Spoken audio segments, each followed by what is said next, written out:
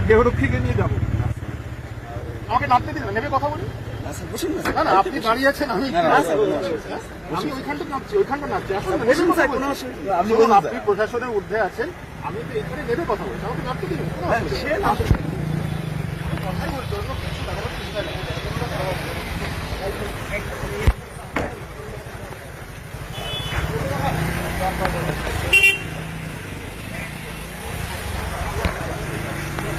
যাবো, গাড়িটাও জানি, একজন দেহরক্ষীকে নিয়ে যাবো। ফলোয়ার অপেক্ষা করছে রাস্তায়, আমরা জানি। আর আবার গেলেই প্রচুর ফলোয়ার চলে যাবে, সবাইকে ডিসকাস করে দিচ্ছি। ফলোয়ার দাঁড়িয়ে আছে এবং এখানেও অনেক ফলোয়ার আছে। আপনি আমি বলছি কিছু কার্যকর্তা ফোন করছে, তাদের পাশে দাঁড়ানো আমার দায়িত্ব, আর কিছু না। আমি এখানে ইলেকশন লড়েছি, পাশে দাঁড়ানো আমার দায়িত্ব।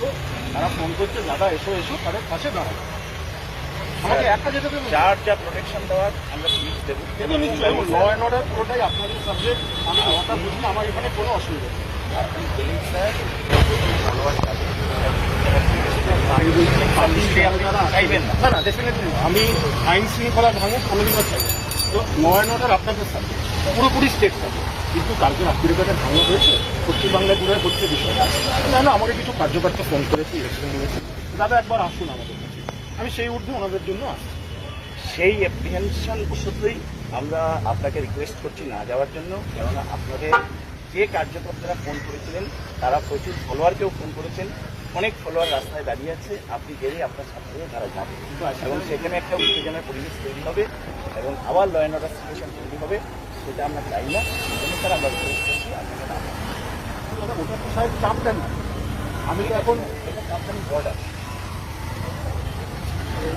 আমাকে তো আমার ওনাদের নাম ঠিকানা আমাদের দিয়ে তাদের যা যা প্রোটেকশন লাগে সব আমরা দেবো স্যার, কোনো অসুবিধা নেই।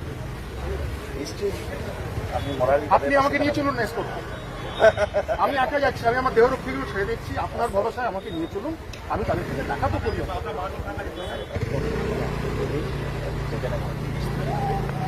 সেই কারণে আমরা চাই না আর ফার্দার কোনো আমি একদম উত্তেজনা করতে চাই না এসে স্যার। আমি আপনাকে রিঅ্যাসিওর করছি যে আইনের জগতের মানুষ, আপনিও লয়ের মানুষ, আপনার কোনো উত্তেজনা করতে চাই না। তাই জন্য বলছি সবাইকে ছেড়ে দেবো, ফলোয়ারদেরও ছেড়ে দিচ্ছি, আপনি আমায় নিয়ে চলুন। স্যার আপনি গেলেই ফলোয়ার যাবেই, স্যার আমাদের কাছে আগে থেকেই খবর আছে। সেই কারণেই স্যার আমরা রিকোয়েস্ট করছি, আপনাকে আমরা যথেষ্ট রেসপেক্ট করছি।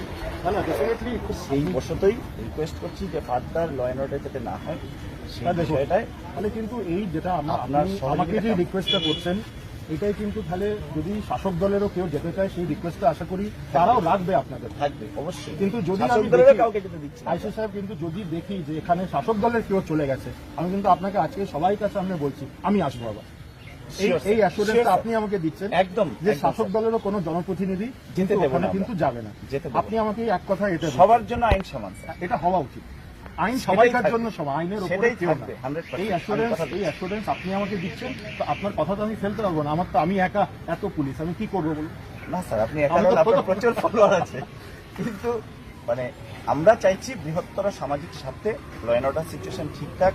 আপনার যে যে ফলোয়ার আছে আমাদের বলবেন, আমরা তাদের নিরাপত্তার সম্পূর্ণ ব্যবস্থা করব এবং ফার্দার কোনোরূপ ওইখানে ল অ্যান্ড অর্ডার সিচুয়েশন না হয় সেই কারণেই আপনাদের রিকোয়েস্ট করবেন।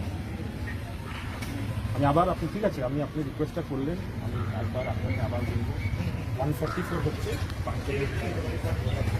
আমি যদি একা আপনার সাথে যেতে চাই, আপনি আমাকে অনুমতিটা দিন, আপনি ওটাও আমাকে দেন, যেহেতু আপনি বলছেন ওখানে ল অ্যান্ড অর্ডার সিচুয়েশন।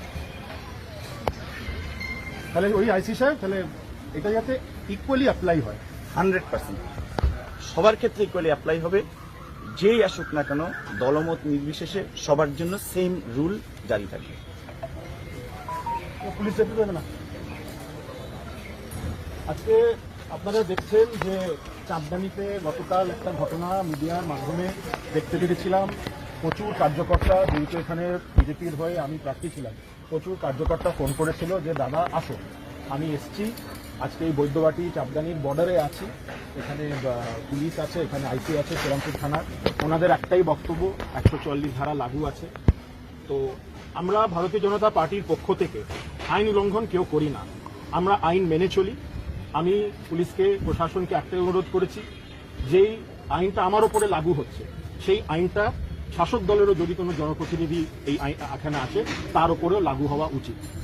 আমরা পুলিশের সাথে জবরদস্তি করি না। এই পরিস্থিতিতে আমাদের উচিত প্রশাসনকে সাহায্য করা, যাতে পশ্চিমবাংলায় নর্মালসি আইন শৃঙ্খলা বজায় রাখে। আপনারা দেখতে পাচ্ছেন যে ভারী মাত্রায় এখানে পুলিশ আছে, আমাকে এখান থেকে আগে যেতে দেওয়া হচ্ছে না, কিন্তু পুলিশের কথা উল্লঙ্ঘন করব না। As a law abiding citizen আমরা একটা শান্তিপূর্ণ দল, তাই আমি এখান থেকে ফেরত যাচ্ছি।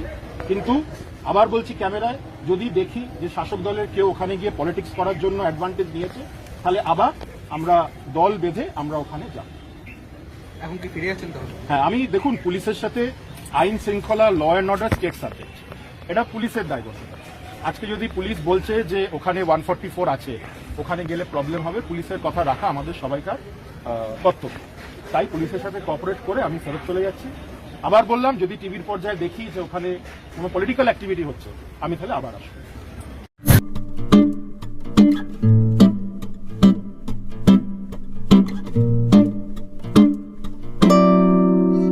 কামারকুন্ডু, হ্যাঁ, এবার ব্যারাকপুর স্টাইল বিরিয়ানি পাওয়া যাচ্ছে হুগলি জেলার সিঙ্গুর ব্লকের কামারকুন্ডুতে। এটাই সেই কামারকুন্ডু স্টেশন যেটার সাথে কানেকশন রয়েছে হাওড়া তারকেশ্বর মেন লাইন ও হাওড়া বর্ধমান কড লাইন এবং শিয়ালদা ডানকুনি রেল লাইনের। আর এই কড লাইনের কামারকুন্ডু স্টেশন থেকে বেরিয়ে অটো স্ট্যান্ড হয়ে ব্রিজের নিচ দিয়ে সিঙ্গুরের দিকে হাঁটলেই তোমরা দেখতে পেয়ে যাবে একদম প্রপার ব্যারাকপুর স্টাইলের বিরিয়ানি।